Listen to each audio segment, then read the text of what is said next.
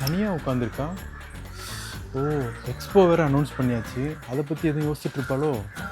ஆனந்தி, என்ன எக்ஸ்போ 10 எங்கள் ஊர், நாள் வேறு கம்மியாக இருக்குது, அந்த டென்ஷன் தானே? எனக்கு என்ன டென்ஷன்? உங்களுக்கு தான் டென்ஷன். எனக்கா? எனக்கு என்ன டென்ஷன்? நான் எப்பவும் போல ரிலாக்ஸாக தான் இருக்கேன்.